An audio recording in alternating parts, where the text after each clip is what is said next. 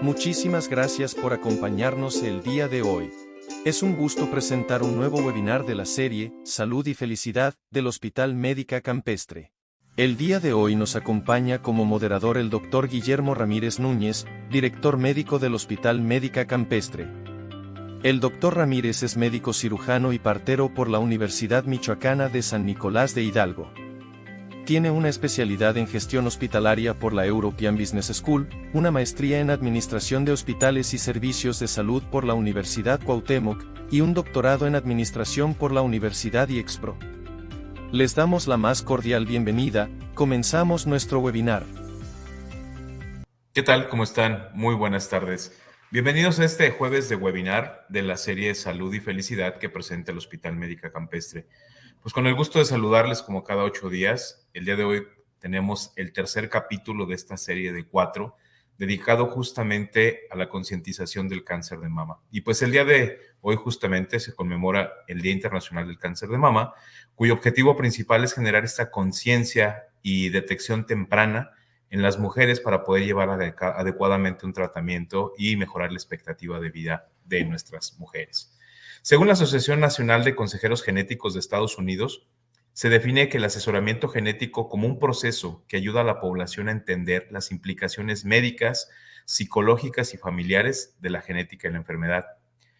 Es muy importante esta asesoría genética y se debe de tener una alta incidencia, sobre todo en aquellas personas que tienen antecedentes de riesgo.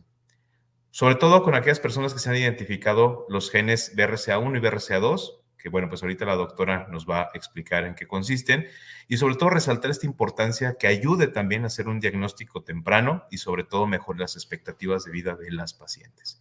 El día de hoy vamos a continuar con esta serie de episodios y vamos a hablar sobre la importancia de la genética y la herencia del cáncer de mama. Y para ello contamos con la presencia de la doctora Adriana Ruiz Herrera. La doctora es médico genetista. Vamos a hablar un poco de la doctora. Ella es licenciada en medicina por la Universidad de Guanajuato. Tiene una especialidad en genética médica por el Instituto Nacional de Pediatría y avalada por la Universidad Nacional Autónoma de México. Es médico certificado y recertificado por el Consejo Mexicano de Genética. Es miembro numerario de la Asociación Mexicana de Genética Humana. Es vocal del Occidente del Consejo Directivo de la Asociación Mexicana de Genética Humana. Trabajó en el Hospital de Especialidades Pediátricos durante el periodo 2015 al 2022. Es profesora de genética para estudiantes de medicina en la Universidad de Guanajuato y es profesora de genética para estudiantes de la especialidad de enfermería neonatal. Cuenta con publicaciones en revistas médicas indexadas y actualmente pues labora como médico genetista en el Hospital Médica Campestre y también colabora activamente con la Red Down en México. Doctora, ¿cómo está? Muy buenas tardes. Qué gusto tenerla con nosotros en un día tan importante y sobre todo pues de un tema tan interesante. Hola, buenas tardes, doctor Memo. Muchas gracias por la invitación y muchas gracias a todos los que se pudieron conectar.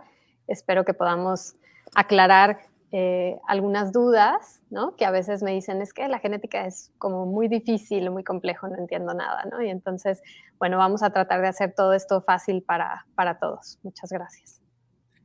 Perfecto, doctora. Es un tema muy interesante y sobre todo conmemorando este día tan especial y sobre todo creando esta conciencia de que también existen actualmente muchas opciones de diagnóstico temprano y pues justamente queremos escuchar a la doctora. Muchísimas gracias.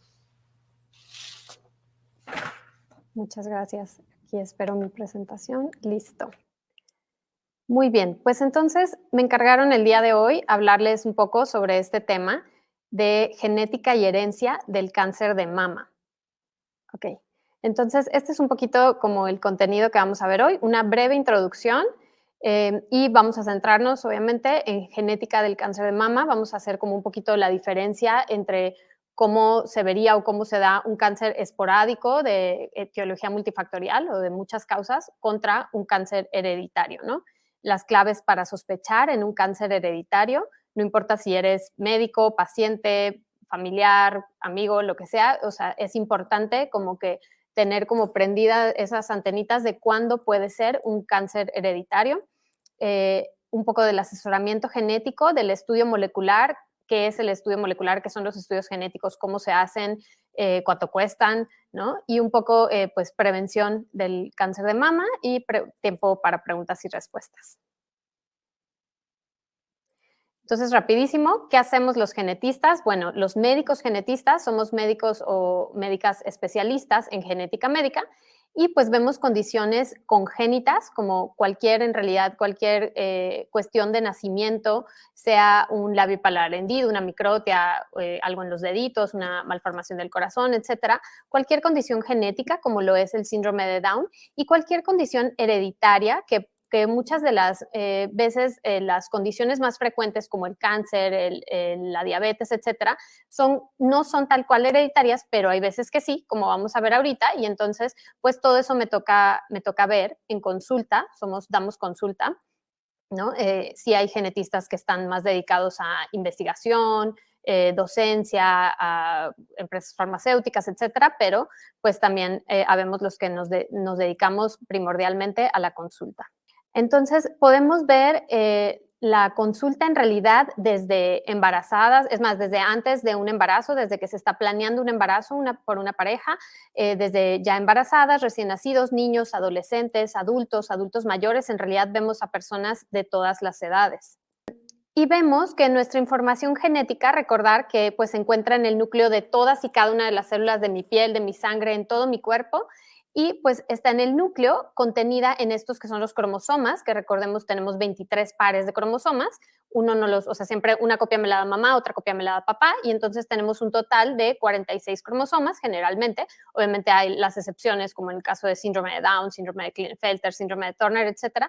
Sin embargo, la mayoría de las personas pues tenemos 46 cromosomas, que como dijimos, viene la mitad de la información genética de mamá y la mitad de la información genética de papá, y adentro de esos cromosomas pues están nuestros genes, que están en un código genético, en un alfabeto genético de solo 4 letras, podríamos llamarles, son las bases nitrogenadas del ADN, pero bueno, las ponemos como letras, que son A, T, C y G, y todo tiene que estar en una secuencia súper específica, bien acomodadito, que no sobre ni me falte información genética, que no cambie una letra por otra, que no haya como ningún error de ortografía, podríamos decir, en la información genética, para que esas instrucciones de mi cuerpo pues formen adecuadamente las proteínas, ¿no?, que nos ayudan a todas las funciones. Entonces, en realidad, como dijimos, la mayoría de las condiciones, incluyendo el cáncer, la diabetes, obesidad, dislipidemia, hipertensión, pues muchas van a tener influencia de factores tanto genéticos como del ambiente. Entonces, todos en realidad, cualquier enfermedad o condición que ahorita a ustedes se les ocurra, va a tener algo de influencia de factores genéticos y algo de influencia de factores ambientales, ¿sí? Muchos van a estar así como campechaneados, mitad y mitad, o un poquito más, un poquito menos de factores genéticos y ambientales, ¿no? Son pocas, digamos, son menos las enfermedades que son, o las condiciones que son casi, o sea, puramente genéticas, hereditarias, etcétera, ¿no? Entonces, por ejemplo, mencionábamos el síndrome de Down, pues es una cuestión genética porque hay una trisomía 21, pero de cualquier manera va a tener influencia de factores ambientales, o sea, siempre los factores ambientales nos pueden ya sea perjudicar o mejorar, digamos, ¿no?, a cualquier persona, tengamos o no alguna condición. Y también hay enfermedades que son meramente ambientales, no sé, por ejemplo, una infección, no sé, una varicela, COVID, lo que sea, pues es algo meramente ambiental, ¿sí? Y bueno, hablando específicamente de cáncer y de cáncer de mama, pues sabemos que hay mucho factor genético, o sea, generalmente la mayoría son casos multifactoriales con influencia de factores genéticos, incluso, por ejemplo, en el cáncer de mama, el simple hecho de ser mujer, pues obviamente es el mayor factor de riesgo, pero también cuestiones como obviamente la edad, entre más avanzamos en edad, pues mayor riesgo tenemos todas las personas de desarrollar un cáncer, ¿no? Y pues para cáncer de mama hay otros factores, ¿no? Por ejemplo, el uso de hormonas, sobre todo por periodos extendidos y sobre todo después de la menopausia como terapia de reemplazo hormonal, o la radiación, el tabaquismo, el consumo de alcohol, el sobrepeso y la obesidad. Todos esos son factores del ambiente que pueden aumentar nuestro riesgo de desarrollar un cáncer y en este caso, pues de cáncer de mama, ¿no? Hay tanto cáncer esporádico como cáncer hereditario. Entonces, ¿a qué nos referimos aquí? Más del 90% de las veces el cáncer va a ser algo que llamamos cáncer esporádico por una mutación somática. ¿Qué es esto? O sea, nosotros nacemos ya con nuestra información genética, podríamos decir, correcta en cuanto a genes relacionados a cáncer, que sabemos tenemos algunos que son protoncogenes, que luego se convierten en oncogenes, que son como, los oncogenes son como el acelerador que quiere que siempre nuestro cuerpo esté dividiéndose las celulitas, ¿no? Haciendo vasitos sanguíneos, etcétera. Los que, o sea, son los que si se aumenta, digamos, su función, pues puede desarrollar un tumor. Y también tenemos genes que son genes supresores tumorales o tumor supresor, que son como el freno que les dice a nuestro cuerpo, oye, espérate, ¿no? No estés formando tantas celulitas, ya no te estés dividiendo, etcétera. Entonces, la mayoría de las veces, pues nacemos en nuestro cuerpo, en nuestra información genética correcta, pero solo en el sitio del tumor, en este caso en la mama, empieza una celulita que tiene una mutación o un cambio en la información genética, le llamamos una variante patogénica. Entonces, ese cambio o ese error en la información genética que empieza en una celulita y luego va acumulando en realidad otros cambios y va dividiéndose y va expandiéndose a más células, y entonces eso pues ya ahí se forma un tumor, ¿sí? Pero eso es algo, o sea, le llamamos una mutación somática porque está, o sea, solamente en el tumor, no es que tengamos la mutación en todo el cuerpo. Entonces, esto, de cada 10 personas con cáncer, pues en 9 va a ser así, ¿ok? Un cáncer multifactorial, ya dijimos, debido a la interacción entre, o sea, tanto muchos genes que me dio mi mamá con los genes que me dio mi papá y a su vez la interacción de todos esos genes con factores del ambiente, ¿no? Entonces, eso va a ser la mayoría de las veces. Pero sí hay un porcentaje, para cada tipo de cáncer puede variar un poco, pero en términos generales de un 5 a un 10%, ¿no? De cáncer que va a ser de origen genético y hereditario, ¿no? Entonces, 1 de cada 10 personas con cáncer, pues va a tener un síndrome de cáncer hereditario, ¿ok? Y entonces, ¿aquí qué significa eso? Aquí hay una mutación que llamamos de línea germinal, es decir, que esto venía ya desde ya sea el óvulo de mi mamá o el esperma de papá, entonces que yo, o sea, o la persona que tiene una variante patogénica germinal o una mutación germinal, tiene ese cambio de la información genética en todas y cada una de las células del cuerpo. Entonces, si ya nacemos con esta información genética errónea en todas y cada una de las células del cuerpo, no es que ya, o sea, no es que nacemos con cáncer, pero nacemos con un riesgo elevado de cáncer. Porque, por ejemplo, estos genes que les hablaba, genes supresores tumorales, pues ya dijimos que de cada gen tenemos 2 copias, al igual que de cada cromosoma, y entonces si ya nacemos con uno de los dos, ya no me funciona una de las 2 copias, es más fácil que en cualquier momento tengamos un segundo error, ¿no? O sea, en la segunda copia, y que entonces ya ahí se empiece a formar un tumor.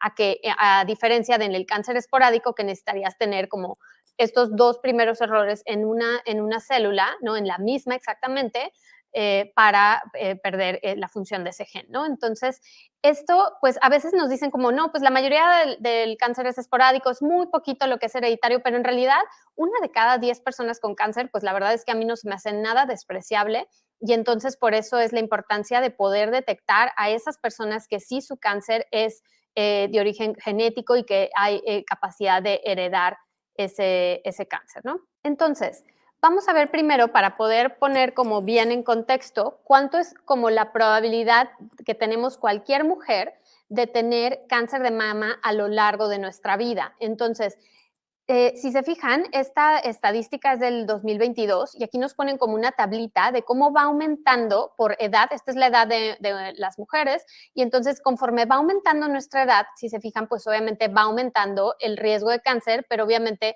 siempre es bajito. O sea, si estamos, por ejemplo, en los 30, ¿no? O sea, entre 30 y 40 años, nuestro riesgo es de 0.5%, es decir, 1 de cada 204 mujeres de 30 a 39 años va a ser diagnosticada con un cáncer de mama. Y así sucesivamente, por ejemplo, a los 80 años, el 3%, es decir, 1 de cada 33 mujeres entre 80 y 89 años, va a ser diagnosticada con cáncer de mama.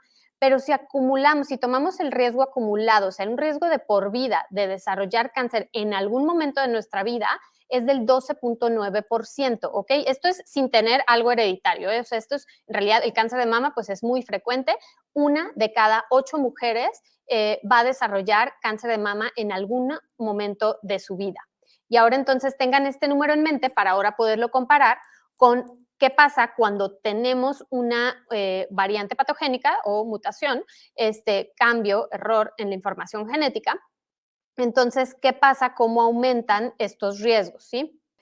Fíjense, aquí el doctor Memo ya les mencionaba, genes BRCA1 y BRCA2, que el nombrecito, o sea, estas siglas es por breast cancer o cáncer de mama, por las siglas en inglés.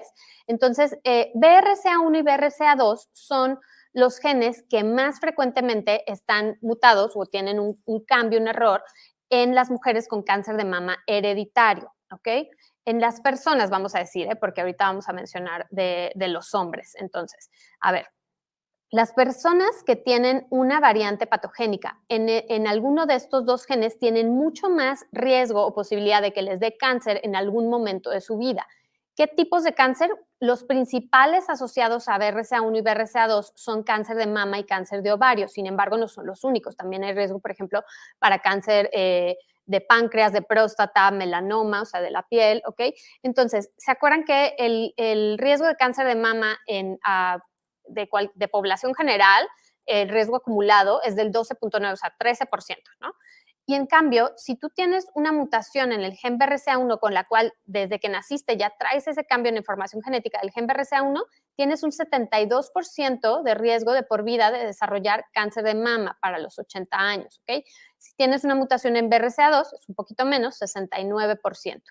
Para cáncer de ovario a los 80 años es del 44% para las mujeres que tienen cambios, personas que tienen, bueno, no, sí, aquí mujeres solamente porque es cáncer de ovario, perdón. Entonces, 44% para BRCA1 y 17% para BRCA2. Ahora, si una mujer o una persona que ya tuvo cáncer de mama de un lado, entonces ¿cuál es su riesgo de desarrollar cáncer de mama ahora en la otra mama? ¿No? Entonces, 20 años después del diagnóstico de cáncer de mama inicial, hay un riesgo extra del 40% en las personas que tienen mutación en BRCA1 y 26% para las personas que tienen mutación en BRCA2. Y obviamente, bueno, los riesgos de cáncer de mama aumentan entre más número de familiares de primer y de segundo grado haya con un diagnóstico de cáncer de mama, ¿no? Y eso va tanto para BRCA1 como para BRCA2. Ahora, obviamente esto ya dijimos, no son los únicos genes, hay muchos síndromes de cáncer familiar, de cáncer hereditario. Este es por poner el ejemplo, ¿no? Que además más gente conoce, tal vez les suene el caso de Angelina Jolie, que ella declaró que su familia está heredando una variante en el gen BRCA1 y entonces ella decidió hacerse una cirugía reductora de riesgo, ¿no? De cáncer. Estoy intentando cambiar la diapositiva. Ok, entonces, ahora, ¿cómo se hereda? La mayoría de estos síndromes de cáncer hereditario, así como el le llamamos síndrome de cáncer de mama y ovario hereditario, los que son por BRCA1 y BRCA2, ellos tienen una herencia de tipo autosómico dominante. ¿Qué significa esto? Que puede heredarse, tanto hombres y mujeres pueden heredar la variante y en cada embarazo de una persona que tiene la variante o de su pareja, hay 50% de probabilidad de heredar esa variante de riesgo. Por lo tanto, o sea, porque a veces me dicen, es que solo esto pudo haber venido heredado solo de mi mamá, ¿no? O sea, porque se piensa como que, pues como es cáncer de mama, puede venir solo en las mujeres. Y no, puede venir también en la línea paterna, ¿no? Aquí está un ejemplo, o sea, de un hombre, ¿no? De 43 años con una variante patogénica en el gen BRCA y que heredó esta misma variante a su hija, ¿no? Y entonces se puede heredar, a veces vemos muchas generaciones afectadas, ¿no? Una gran historia de cáncer en la familia, ¿sí? De cáncer de mama, de ovario, de páncreas, melanoma, próstata, etcétera, o de otros tipos de cáncer cuando es otro síndrome de cáncer como Li-Fraumeni, Lynch, etcétera. Y entonces, aquí, pues, a ver esto, ¿no? Que se hereda el riesgo, o sea, no se hereda el cáncer, no es que a fuerzas, si mi mamá tuvo cáncer de mama, yo voy a tener cáncer de mama a fuerzas, o sea, se hereda la variante o el cambio en la información genética y eso nos va a dar riesgo de ciertos tipos de cáncer, ¿ok? Ahora, mencionábamos, los hombres también pueden tener cáncer de mama, ojo, porque a veces se piensa es exclusivo de la mujer y no. Obviamente en hombres es mucho más raro, o sea, solo menos del 1% de todos los casos de cáncer de mama, menos del 1% son en hombres. Pero bueno, si lo vemos así, 1.2 de cada 100,000 hombres va a tener en algún momento de su vida cáncer de mama. Entonces, tampoco es tan infrecuente, o sea, o igual yo estoy acostumbrada a ver como lo poco frecuente, pero bueno, 1 de cada 100,000, pues cuántos millones no somos en el mundo, entonces sí ocurre, ¿de acuerdo? Ahora, los factores de riesgo, pues el mayor factor de riesgo, uy, ya se me adelantó. el mayor factor de riesgo es variantes patogénicas o cambios en el gen BRCA1 o el gen BRCA2, ¿no? Como ya mencionamos. Pero también hay otras situaciones, por ejemplo, una radiación, antecedente de una radiación intensa, por ejemplo, una radioterapia por algún otro tipo de cáncer que se tuvo, o cuando hombres que tienen síndrome de Klinefelter, que es cuando tienen 3 cromosomas sexuales en lugar de 2. Generalmente las mujeres tenemos 2 cromosomas X, los hombres tienen un cromosoma X y un cromosoma Y. Los hombres con síndrome de Klinefelter tienen XXY, o sea, tienen 2 cromosomas X como las mujeres, pero además tienen el cromosoma Y de los hombres, ¿no? Entonces ellos tienen mayor predisposición a cáncer de mama. Otros hombres con trastornos testiculares o con obesidad, con ginecomastia, incluso se han hecho estudios, o sea, de, por ejemplo, hombres de clínicas de infertilidad, o sea, hombres con infertilidad tienen mayor riesgo de cáncer de mama, ¿no? Y esto pudiera ser también por síndrome de Klinefelter no diagnosticado. Y bueno, entonces, quiero que se queden también como con esto en mente. Estas les llamamos que son como banderitas rojas o foquitos rojos de cuándo debemos sospechar que un cáncer puede ser hereditario, ¿sí? Entonces, cada tipo de cáncer tiene como una edad de mayor probabilidad que nos dé ese tipo de cáncer, ¿no?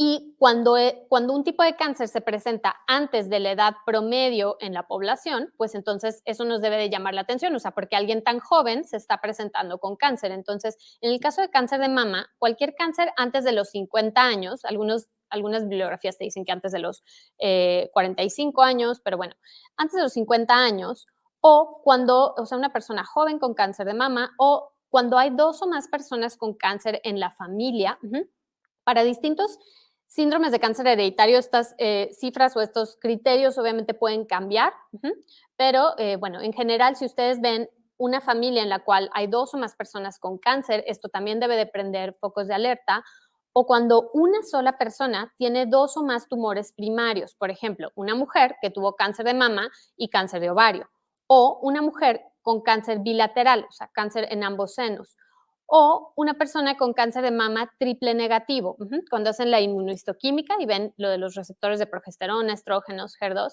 Entonces, si los 3 marcadores están negativos, esto es un cáncer de mama triple negativo y en esas personas hay un mayor riesgo, mayor probabilidad de que sea de origen genético, o pues ya dijimos cualquier hombre con cáncer de mama, porque es tan infrecuente que cuando sí se presenta un cáncer de mama en varón, pues es mucho más probabilidad de que sí sea algo hereditario.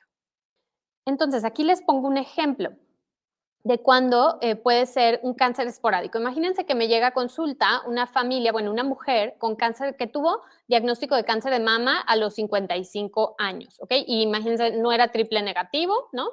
Era, por ejemplo, positivo a receptores de estrógenos.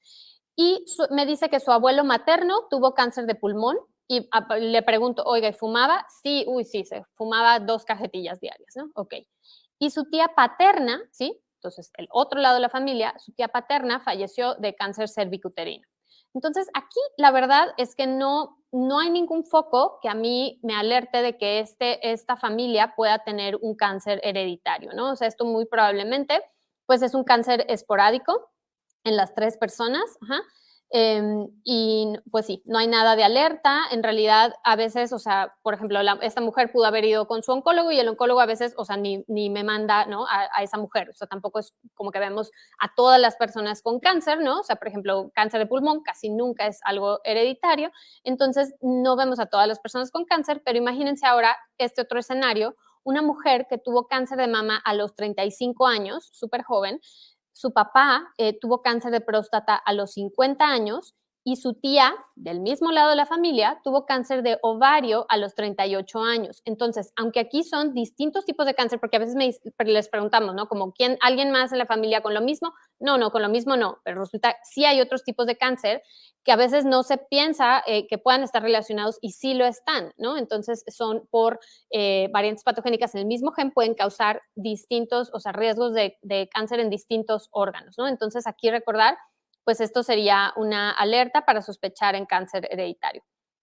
Ahora, bueno, afortunadamente, pues hay muchas guías de práctica clínica que establecen cómo debemos de hacer una valoración genética para personas con cáncer de de todo tipo, ¿no? En este caso, pues hay una guía que se acaba de actualizar en septiembre de este año para las personas con cáncer de mama, ovario y páncreas.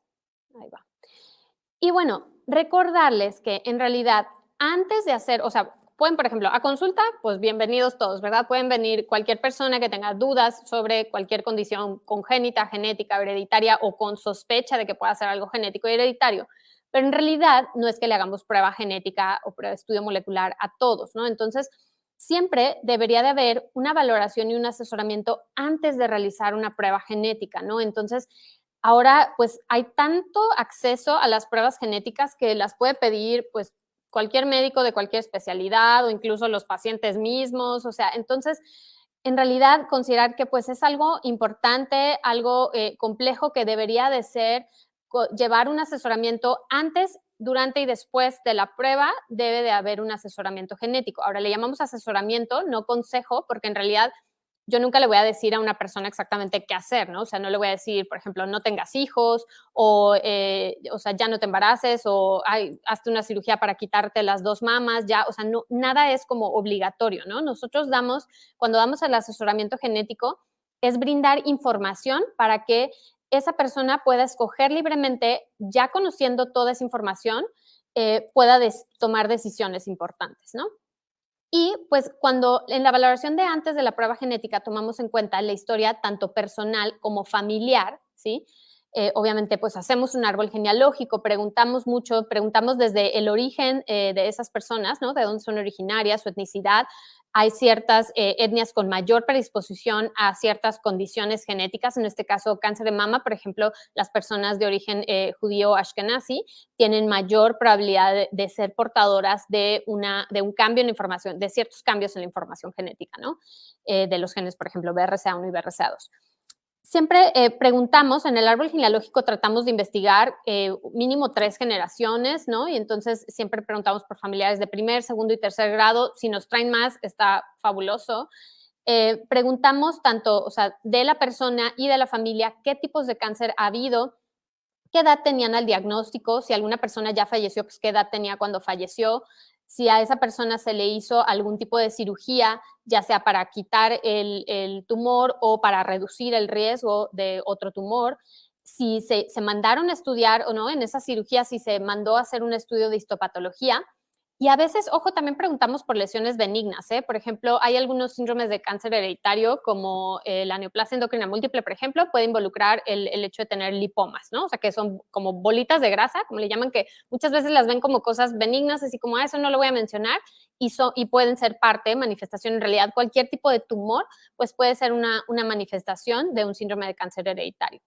Siempre preguntamos si ya se han hecho algún estudio genético previo la persona o sus familiares. Preguntamos también antecedentes de factores ambientales de riesgo, como como comentaba ahorita en el ejemplo de este abuelo que fumaba muchísimo. Bueno, ahí ya tengo un factor claro que me podría como justificar hasta cierto punto el por qué tuvo cáncer, ¿no? Entonces preguntamos por tabaco, alcohol, radioterapia. En las mujeres, pues preguntamos los antecedentes ginecobstétricos, incluyendo pues si utilizaron hormonas, si han tenido hijos, porque por ejemplo el hecho de tener hijos nos disminuye el riesgo de cáncer de mama. En específico, el hecho de haber dado lactancia materna también nos disminuye el riesgo de cáncer de mama, y el hecho pues, de no haber tenido hijos o no haber dado lactancia, pues podríamos decir que nos aumenta un poquito el riesgo, ¿no? Y también siempre, o sea, a veces me dicen, ¿cómo? Pero si voy a una consulta de genética, ¿para qué me van a explorar, no? Y entonces, sí, nosotros revisamos a todos los pacientes de la cabeza a los pies, no importa la edad que tengan. Es muy importante para nosotros la somatometría, que son las mediciones que hacemos de, por ejemplo, de la cabeza, la estatura, el peso, el índice de masa corporal. Ya vimos que el sobrepeso y la obesidad son factores de riesgo para cáncer. La estatura alta incluso se ha mencionado como un factor de riesgo para cáncer. Y el perímetro cefálico, bueno, para muchos, vemos, por ejemplo, muchos niños con síndromes dismórficos, etcétera, pero que pueden tener alterados ya sea la cabeza muy grande o la cabeza muy chiquita. Y bueno, hablando específicamente de cáncer de mama, por ejemplo, es el síndrome de Cowden, que las personas pues, pueden tener macrocefalia, o sea, un perímetro cefálico grande, ¿no? Entonces, pues siempre es importante para nosotros Y también, hablando de cáncer, también es muy importante explorar la piel y las mucosas, porque ahí también puede haber datos, no sé, por ejemplo, una persona con neurofibromatosis tipo 1, pues también va a tener un riesgo elevado de cáncer, y la neurofibromatosis tipo 1 es una condición genética que se manifiesta, que tiene muchas manifestaciones visibles en la piel, como manchitas de color café con leche. Y las mucosas, por ejemplo, el síndrome de Peutz-Jeghers es otro síndrome de cáncer hereditario en el cual puede haber como unas manchitas como negras en los labios o en las mucosas, y eso como que puede ser una alerta de, ¿no?, de que puede esa persona tener riesgo o predisposición para distintos tipos de cáncer. Ahora, bueno, ya una vez que evaluamos, que hicimos esa valoración de genética pre-prueba, ¿no? O sea, antes de pedir un estudio genético, ya tenemos, ok, dijimos, sí, esta persona podría tener un cáncer hereditario, entonces vamos a pedirle un estudio genético, un estudio molecular. Entonces, ahora, ¿cómo le pido el estudio? ¿Qué opciones hay? Pues hay desde la posibilidad de estudiar un solo gen, que esto la verdad es que es lo que se usaba mucho antes. Ahorita la verdad es que ya casi no se hace porque han mejorado mucho las tecnologías o los estudios genéticos, ¿no? Ahora la posibilidad de estudiar muchísimos genes al mismo tiempo por secuenciación de nueva generación o sea, es como mucho más fácil que antes, mucho más barato que antes. Entonces, pues hay paneles de genes, por ejemplo, aquí, bueno, este es de un laboratorio nada más de los varios que existen y aquí, por ejemplo, yo, o sea, busqué como qué paneles había para que incluyan al gen BRCA1, ¿no? Y entonces, si se fijan, hay distintas opciones desde, o sea, estudiar solamente dos genes, el gen BRCA1 y el gen BRCA2, hasta estudiar, por ejemplo, 84 genes, ¿no? Entonces, relacionados a cáncer. Entonces, todo va a depender, no hay como una receta de cocina que apliquemos a todos los pacientes, todo va a depender de la historia personal y familiar de esa persona para decidir cuál panel de genes pues es el ideal para esa persona. Obviamente, pues entre menos genes estudiemos, pues hay un poco, está reducida la posibilidad, o sea, que tal que no era en realidad BRCA1 y BRCA2, sino era tal vez una mutación en el gen ATM, ¿no? CDH1, o sea, puede haber otros genes obviamente relacionados a cáncer y que también sean como de alto riesgo o de riesgo moderado para cáncer de mama u otros tipos de cáncer. Y entre más genes incluyamos, pues hay más posibilidad de encontrar una variante patogénica, o sea, lo que conocen como mutación, una variante patogénica, pero también hay más probabilidad de encontrar, por ejemplo, lo que llamamos variantes de significado incierto, que son cambios en la información genética que hasta el momento, con la información que se conoce de genética en el mundo, hasta la fecha, todavía no es como suficiente para poder aclarar si esa variante o ese cambio en la información genética en realidad es benigno o si es algo patogénico, si es algo que nos eleve el riesgo de cáncer, ¿no? Entonces, bueno, pero también mencionarles que, por ejemplo, hay algunos laboratorios que incluso, o sea, una vez que detectamos la variante que hay en la familia, pues la podemos estudiar, buscar ya, ahora sí, ese solo gen en los familiares. O sea, igual en los familiares, sobre todo si esos familiares tal vez todavía no tienen cáncer, ¿no? Y entonces, no sé, les voy a inventar, si mi mamá tuvo cáncer de mama y a ella le hicimos un estudio genético y salió con una mutación en el gen BRCA1, pues yo tal vez no he tenido cáncer, pero yo me puedo hacer ese estudio para buscar ahora exactamente esa mutación en el gen BRCA1. Ya sé fácil dónde encontrarla. Y entonces o sea, hay un laboratorio que incluso estudia gratis a los familiares, ¿no? Entonces, estos estudios en realidad se han abaratado. Ahorita este estudio cuesta poquito menos de $300, o sea, un poco menos de 6,000 pesos. Y entonces ya tenemos el diagnóstico en una persona y a partir de ahí podemos empezar a estudiar a los familiares. Ahora, bueno, siempre obviamente vamos a considerar los estudios genéticos previos, ya dijimos la historia personal y familiar de cáncer, la exploración física, la posibilidad de variantes en distintos genes. También me han tocado familias que tienen, por ejemplo, por la familia materna, heredaron, o sea, esa persona heredó de su mamá una mutación y de su papá otra mutación de genes de cáncer, ¿no? Entonces, o sea, una cosa no excluye a la otra, ¿no? Entonces, también sí, siempre tomamos en cuenta ambas historias familiares, ¿no?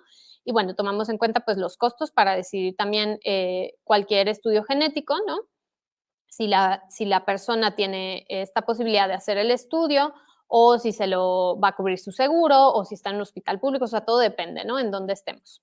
Ahora, también hacer énfasis en que son distintos los estudios que se hacen en un tumor o en una biopsia a estudios genéticos que hacemos, o sea, para variantes constitucionales, que es lo que mencionamos. A ver, si hacemos, por ejemplo, a veces me dicen, es que ya mi doctor, mi oncólogo o mi oncocirujano me mandó a hacer un estudio en mi tumor, o en la laminilla, etcétera. Entonces, Ahí, ojo, porque acuérdense que ahí, o sea, solo vamos a estudiar los cambios en el tumor, que los tumores son una cosa horrible, que están llenas de cambios, de mutaciones, ¿ok? Entonces, las mutaciones que encontremos en el tumor no significa que nosotros las tengamos en todas las células, están en las células del tumor. Ajá.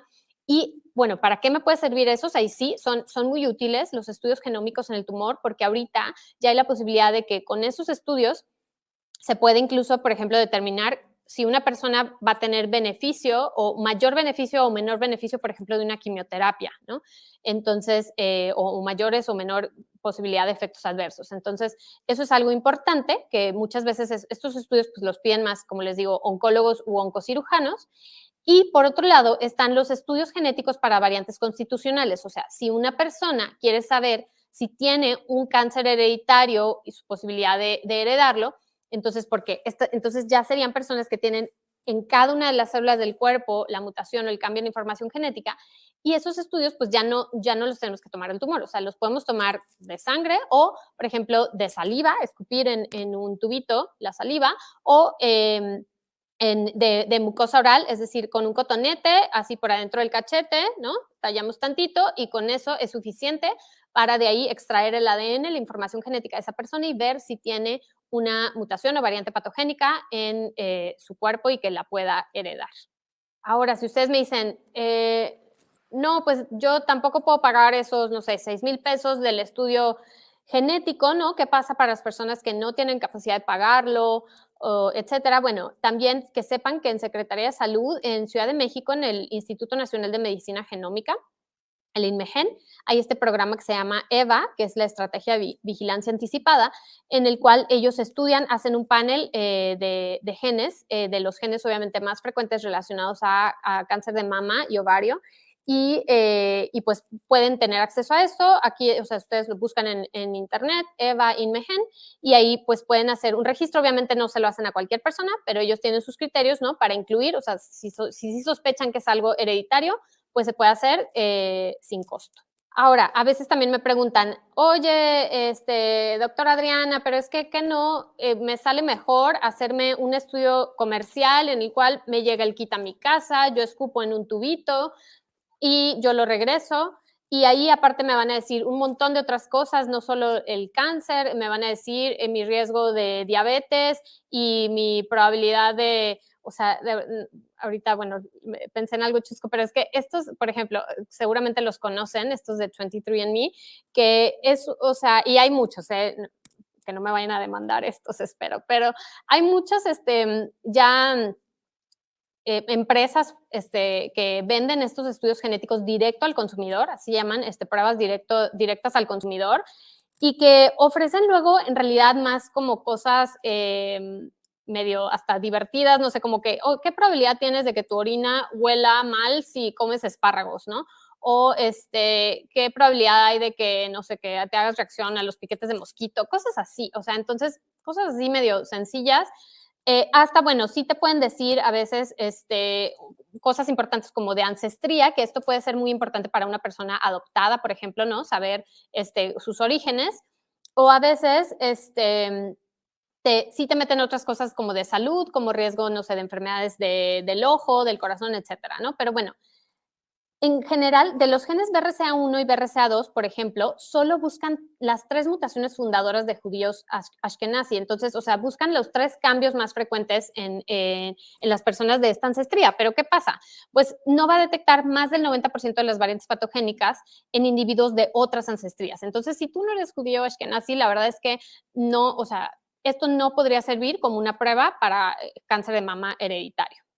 Y entonces, bueno, ¿de qué sirve? Si yo sí decido hacerme un estudio molecular para detectar un síndrome de cáncer hereditario, ¿de qué me va a servir? ¿No? ¿Para qué? ¿Por qué voy a gastar en esto? Pues decir que va a servir para la persona que se lo hace y para la familia, nos va a hablar de, o sea, si sí tiene un síndrome de cáncer hereditario, pues vamos a poder decir datos súper exactos de cuál es, por ejemplo, el riesgo de que esa persona tenga un primer cáncer, o si ya tuvo cáncer, cuál es su riesgo de que desarrolle otro cáncer primario. Ya hay, como les mencioné, guías de seguimiento para los distintos genes, ¿no? O sea, cuando están alterados distintos genes, pues ya sabemos exactamente cómo seguir, qué tan frecuentemente hacer un estudio, ya sea mastografía o resonancia, por ejemplo, en algunas mujeres con, o sea, mutaciones en los genes BRCA, se pueden empezar a estudiar desde los 25 años, ¿no? Con resonancia magnética de mama, por ejemplo. Entonces, o sea, hay guías de seguimiento específicas para cada gen. Hay estrategias, pues, para esta detección temprana de cáncer. Hay, en algunos casos, dependiendo del gen que esté alterado, pues hay acceso a distintos tratamientos específicos que, o sea, que van que funcionan, pues, en personas con esa variante. Hay también estrategias de prevención, incluyendo cirugías reductoras de riesgo, que ahorita vamos a mencionar. Obviamente, sabiendo ya un cáncer hereditario, pues podemos explicar la probabilidad de heredar esto, e incluso a veces el riesgo de otras enfermedades. Por ejemplo, las mujeres que tienen variantes en el gen ATM, pues también pueden tener hijos con una condición que se llama ataxia telangiectasia, ¿no? Y que afecta mucho, por ejemplo, la posibilidad para caminar, para hablar, etcétera. Y pues el acceso a grupos de apoyo, ¿no? O sea, ya sabiendo que tenemos, pues podemos encontrar o estar en contacto con otras personas que tienen lo mismo y sentir ese apoyo de muchas maneras. Les mencionaba entonces las cirugías reductoras de riesgo, incluyendo la mastectomía bilateral, es decir, remover ambas mamas, o la salpingoforectomía bilateral, es decir, quitar ovarios y trompas de falopio. Y entonces, bueno, estas obviamente son decisiones difíciles, por eso les decía, no es que vaya a dar yo un consejo genético, o sea, decir a fuerzas, ¿sabes qué? Te vas a quitar ya las mamas porque te salió esta mutación. No, son decisiones que se tienen que tomar en cuenta muchas cosas, incluyendo las comorbilidades que presenta esa persona, su edad, su expectativa de vida, si ya tuvo hijos o no, si ya tuvo lactancia materna o no. Incluso la mujer puede considerar la posibilidad de preservar sus ovocitos o embriones. Y bueno, esto conlleva un equipo multidisciplinario, un asesoramiento obviamente por un genetista, psicología, que la cirugía se vaya a hacer por un cirujano con experiencia en oncoplástica y cirugía reconstructiva, y pues grupos de apoyo igualmente. Y bueno, rapidísimo, ¿qué acciones puedo hacer para disminuir mi riesgo de cáncer de mama? Y en realidad, para prácticamente cualquier tipo de cáncer, y en realidad cualquier persona debería de estar haciendo esto: actividad física frecuente, tener una alimentación saludable, disminuir el consumo de alcohol, evitar el tabaquismo, promover la lactancia materna para aquellas personas que decidan tener hijos. Todo esto nos va a disminuir el riesgo de cáncer de mama. Incluso se ha visto que el estilo de vida saludable puede llegar a prevenir desde el 15 hasta el 40% de los casos de cáncer de mama esporádico, o sea, no genético, y en caso de cáncer de mama hereditario, puede reducir o retrasar la ocurrencia de cáncer de mama al hacer todo esto. Y por último, pues recordarles entonces a todos, pues llevar hábitos saludables, autoexplorarnos, hacer un check-up anual, hacer sus mastografías a partir de los 40 años y pues acudir en caso de cáncer, con su oncólogo, ¿no? O ginecólogo, oncólogo y genetista de confianza. Muchas gracias. Muy bien, doctora. Muchísimas gracias. Bueno, pues si nos permite, vamos a realizarle algunas preguntitas que las personas que nos han acompañado en el webinar pues nos están haciendo. Miren, me pregunta Carmen, ¿cómo se comparan la eficiencia de los estudios genéticos comerciales con los clínicos tradicionales? La eficiencia de los estudios comerciales, pues es lo que les decía, la verdad es que no son para nada comparables. O sea, los estudios comerciales que son, o sea, hablando de estudios directos al consumidor, como este ejemplo que les mencionaba de 23andMe, o Ancestry, o Heritage, o cualquiera de esos que hay, les digo, son muy buenos, por ejemplo, para, o sea, ancestría. Si les interesa saber su ancestría, está perfecto, ¿no? O sea, les va a decir como que qué porcentaje tienes de africano, de irlandés, de no sé, o sea, así, tu origen está bien. O puede decir algunas cuestiones de salud, sí puede decir como riesgos y así como asociación, ¿no? A ciertas, o mayor predisposición a ciertas enfermedades, etcétera. Pero en realidad, para ya, o sea, saber, por ejemplo, un cáncer hereditario, no te va a detectar, o sea, las variantes, ¿no? Y solo, por ejemplo, en cuanto a cáncer de mama, solo estudio BRCA1 y BRCA2 y solo esas mutaciones fundadoras de judíos Ashkenazi. Entonces, sí, no tiene nada que ver. Yo les diría, pues acudan a valoración, acudan a consulta con un genetista y dependiendo de la historia personal y familiar, podemos detectar juntos o decidir juntos como cuál en realidad, o sea, si te tienes que hacer, si te quieres hacer un estudio genético, ¿qué te conviene más, no? Costo-beneficio. Muy bien, doctora. Muchas gracias. Mire, tenemos otra pregunta y nos habló un poco sobre las cuestiones de la somatometría y nos pregunta Juana Berenice, ¿por qué la estatura es un factor que predispone el cáncer? Híjola, ahí la verdad es que está difícil y yo en realidad no he leído algo en cuanto a mujeres, por ejemplo, que, o sea, que por qué, o sea, una causa, ¿no? Explicando por qué las mujeres altas podrían tener mayor predisposición a cáncer de mama. Pero, por ejemplo, en hombres, ahí sí encontraría yo una correlación más directa, porque, por ejemplo, les mencioné el síndrome de Klinefelter, que es una causa de cáncer de mama en hombres, y en las personas con síndrome de Klinefelter, los hombres con síndrome de Klinefelter tienden a ser más altos, entonces, o sea, más altos que el promedio. Entonces, pues ese sería un factor de riesgo. Pero la verdad es que en mujeres yo no he leído nada que explique por qué, pero sí está descrito dentro de los factores de riesgo. Obviamente, ninguno de estos factores es que, o sea, como que, ay, si soy alto ya voy a tener cáncer de mama. No. En caso de cáncer de mama multifactorial, acuérdense que una sumatoria de riesgos, ¿no? O sea, más bien una sumatoria de factores. O sea, como que voy juntando, acumulando factores de riesgo, tanto genéticos de mi mamá, genéticos de mi papá y factores ambientales. Y cuando sobrepaso como ya ese umbral de que, o sea, junté demasiados factores de riesgo, entonces es cuando me puedo presentar con cáncer. Perfecto, doctora. Muy bien, nos pregunta Tania, ¿qué probabilidad tiene una mujer que tuvo BPH de desarrollar cáncer cervicouterino? ¿Se puede determinar con estos estudios?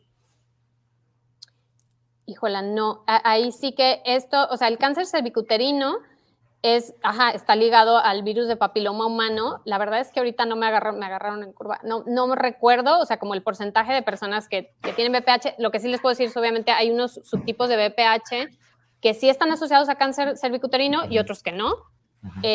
Pero cuando sí, no recuerdo como el porcentaje exacto de mujeres con BPH que desarrollan cáncer cervicuterino, pero no es algo hereditario, ¿de acuerdo? O sea, no es algo que vayamos a determinar mediante estos estudios. Tendrían que hacerse otros estudios para saber, o sea, si tienen BPH desde, bueno, háganse el Papa Nicolau, por favor, cada año, ¿no? Y en el Papa Nicolau podemos determinar lesiones desde muy tempranas, ¿no? Muy bien, doctora, muchas gracias.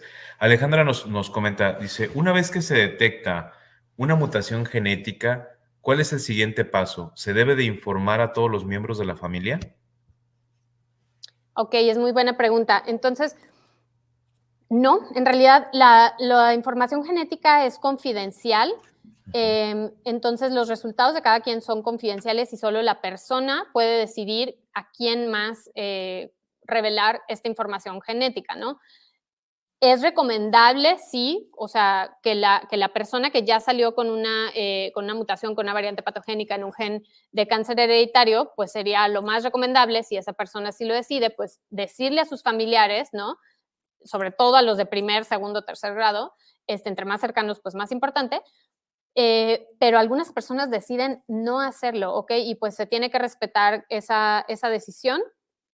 Pero idealmente sí, la mayoría, o sea, cuando sí tienen una buena relación con la familia y que sí están contactables y todo, pues vienen, por ejemplo, yo siempre les digo, la siguiente cita tráigase a los familiares, algunos a veces están indecisos, algunos familiares si se quieren o no hacer la prueba, y una vez que nosotros explicamos en qué consiste la prueba, qué ventajas y limitaciones tiene, o sea, de qué les serviría hacerse la prueba, porque a veces son muchos miedos, muchos mitos que pueden tener de que es que si me hago la prueba, ya me va a dar cáncer o me van a empezar a operar todo, o sea, no.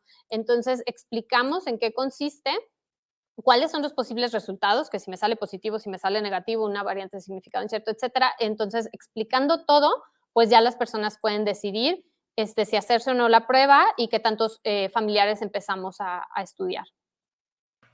Muy bien, doctora, muchísimas gracias. Tenemos una pregunta muy interesante, nos la hace Luisa. ¿A qué edad es recomendable comenzar con los estudios genéticos si se tienen antecedentes familiares de cáncer de mama? Es muy buena pregunta, Luisa, gracias. Entonces, miren, los estudios genéticos para cáncer específicamente, porque ya dijimos, bueno, para otros hay estudios genéticos para cualquier condición congénita, genética o hereditaria, hay muchos.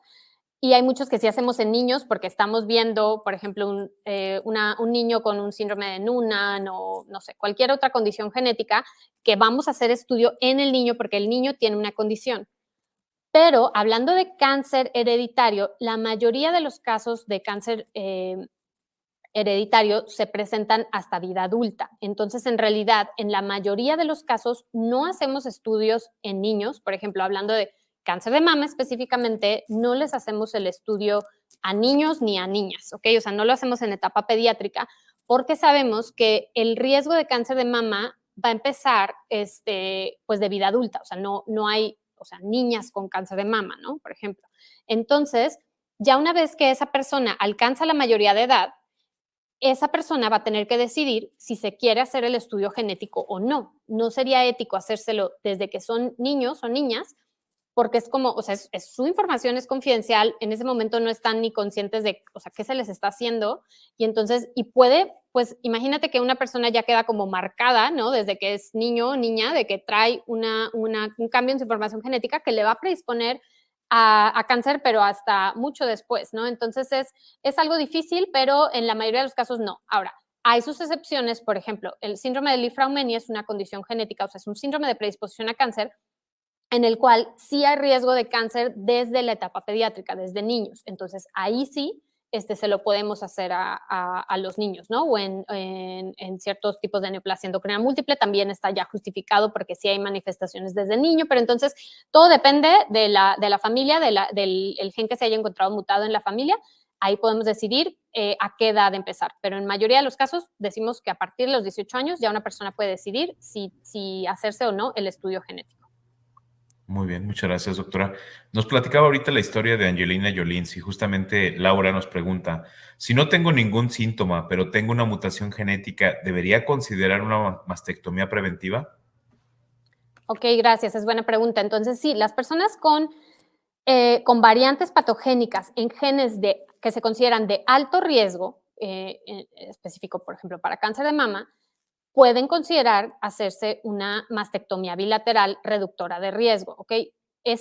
Pueden considerar, ya lo dijimos, en conjunto, esas personas en conjunto con su equipo multidisciplinario, se va a tener que explicar cuáles son los pros y los contras de hacer una cirugía reductora de riesgo, ya sea quitar las mamas o quitar ovarios y trompas de falopio. Tienen que considerar los riesgos de la propia cirugía, el efecto psicológico que se tiene por la cirugía, o sea, son muchas cuestiones que se tienen que considerar y que entonces ya con toda la información la persona puede decidir si se realiza o no la cirugía o si dice, tal vez ahorita no quiero, por ejemplo, no me voy a quitar las mamas porque, no sé, tengo un bebito de 3 meses y estoy dando lactancia materna, no me las voy a quitar ahorita, pero ¿sabes qué? Me las quito en 1 año, en 5 años, o sea, ya la persona puede decidir, ¿no? No es a fuerzas en ese momento. Pero sí, o sea, sí hay personas que deciden hacerlo, o sea, aunque no hayan tenido cáncer. O sea, de hecho, pues ese sería la mayor ventaja, digamos, o sea, en personas que no han tenido cáncer, pues podemos incidir más en disminuir la morbimortalidad de esa persona.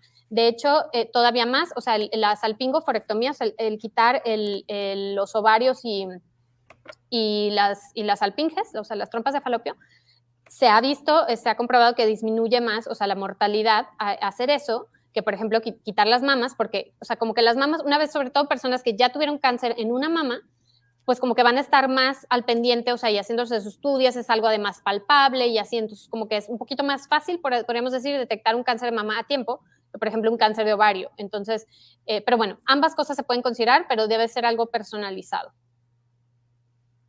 Perfecto, doctora. Muy bien. Pues, doctora, tenemos también muchas felicitaciones a través de las mismas personas que nos acompañan. Doctora, excelente tema, muchísimas gracias. Doctora, nos interesa saber dónde la encontramos. Bueno, doctora, pues el comercial también para que la gente que nos está acompañando y requiera de una asesoría genética, pues puedan contactarla. ¿Dónde la podemos encontrar? Muchas gracias. Sí, yo me encuentro en Médica Campestre, en el Hospital Médica Campestre de León, Guanajuato.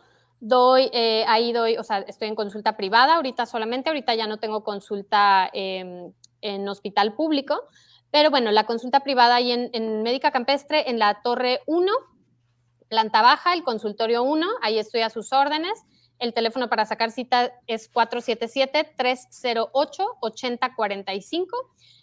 O me pueden encontrar también en redes sociales, en Facebook, en YouTube y en Instagram como doctora.dra.adrianagenetista.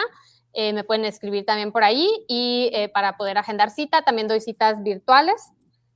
Entonces, pues a la orden. Muchísimas gracias. Les recomiendo mucho seguir las redes sociales de la doctora. Sube información muy importante, no solamente de lo que platicamos el día de hoy, sino en general de muchas enfermedades que ella justamente se trata de darles el seguimiento. Entonces, información muy valiosa que pueden obtener y compartir con todos sus seres queridos. Doctora, pues no me queda más que agradecerle su tiempo y justamente a nombre del Hospital Médica Campestre le voy a hacer llegar el presente reconocimiento por su valiosa participación en el webinar de hoy. Y pues bueno, la puerta siempre queda abierta para futuros eventos, doctora. Muchísimas gracias. Muchas gracias, a la orden, y buenas noches a todos. Muchas gracias. Bueno, y también quiero agradecerles a todos ustedes por acompañarnos en este tercer episodio de 4. Les recuerdo que en el apartado de folletos que se encuentra en la parte superior del lado derecho podrán descargar nuestra revista Salud y Felicidad, que justamente esta revista este mes está dedicada a conmemorar la concientización sobre el cáncer de mama. Vamos en el número 78 de la serie y pues bueno, es información muy importante que hemos brindado a lo largo de todo este mes de octubre. Y pues bueno, también quiero invitarlos, la próxima semana tenemos también un webinar muy, muy interesante. Es el cuarto de la serie y justamente también lleva la misma dinámica, hablar sobre todo la concientización y en este caso el doctor Gerardo Muñoz Jiménez, cirujano plástico y reconstructivo, nos va a hablar sobre la reconstrucción mamaria. Un tema muy interesante, entonces esperamos contar con su valiosa participación. Por aquí están subiendo la información con respecto a las constancias que algunas personas han tenido detalle para descargarla. Viene también la liga para que puedan acceder, suben su información y lo único que les pide el sistema es que tengan un mínimo de participación de 45 minutos activo en el webinar y las constancias se generan de forma automática. Si tienen algún detalle, pues nos pueden contactar a través de las redes sociales o a través de un correo electrónico. Muchísimas gracias. Doctora, gracias. Gracias, Adrián. Gracias a todos. Gracias, doctor Memo. Saludos. Hasta luego. Bye.